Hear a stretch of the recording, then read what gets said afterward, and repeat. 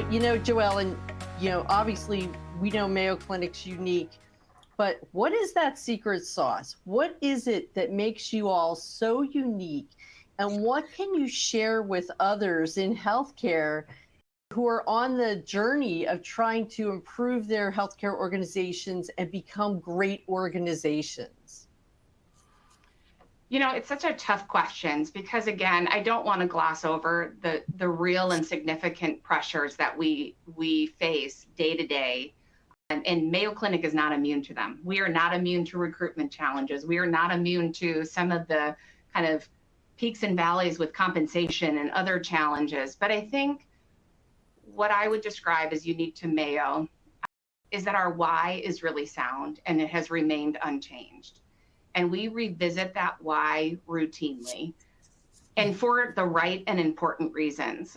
And I think so often when people talk about their why, they're like, oh, no, we have that printed on our pamphlet and we have it etched in our wall. And so, of course, everybody knows our why.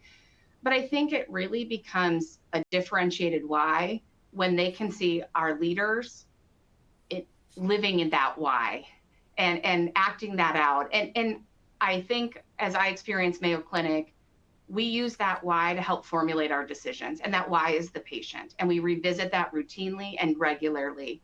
But it is coupled with that patient-centric focus that this relentless pursuit of innovation is coupled with it.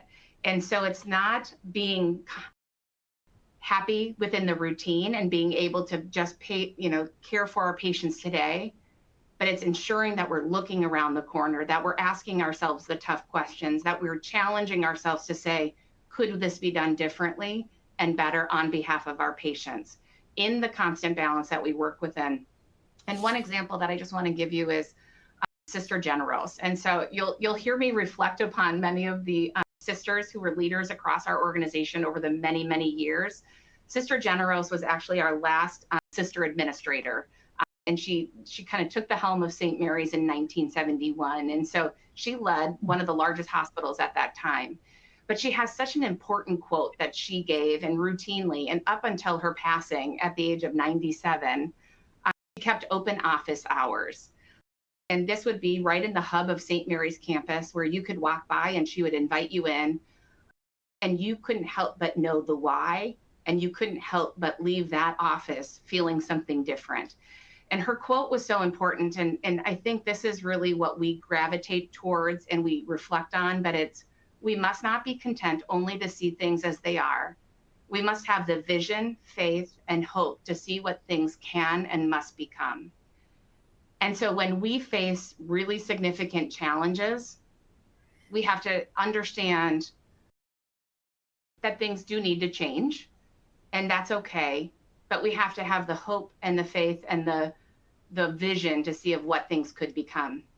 So I think that's one aspect of things. I think the other piece is really around how we carry that out with our staff and how we keep the why in the presence of our staff. And we do that through a number of different ways. One is consistent listening. And that listening has to be with purpose and plans. And so we routinely, like many other organizations, do listening strategies and we do staff surveys to kind of measure our progress or our gaps. But it's one thing just to measure where we are.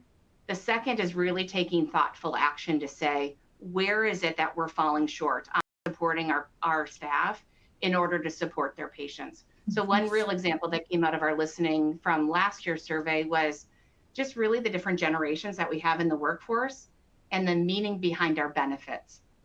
What some individuals highly, highly value, other individuals don't see value in at all. And so how is it that when we have so many different generations with so many different kind of needs, how are we responding to them as an employer? So we formed a task force to modernize our benefit offerings. And really the kind of fundamental piece about that is one trend that's coming out loud and clear across many, many different kind of avenues is really around flexibility. And it's, I think sometimes when we mention flexibility to leaders, they equate that with chaos and loss of kind of organization and controls and, purposes and processes and all of those things. And I really think that flexibility is different than that.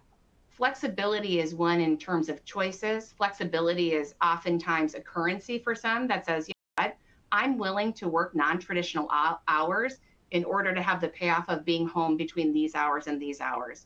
Too often our schedules were forcing people into 8-hour or 12-hour blocks that didn't have flexibility within them. So we started to kind of crack those open, and we're leveraging, you know, our new technologies to help us with that in terms of staff scheduling, to provide that flexibility, bring some more transparency and tools to our staff that will afford them that. So I think those are a couple of the items that I would say is key to us working on those things.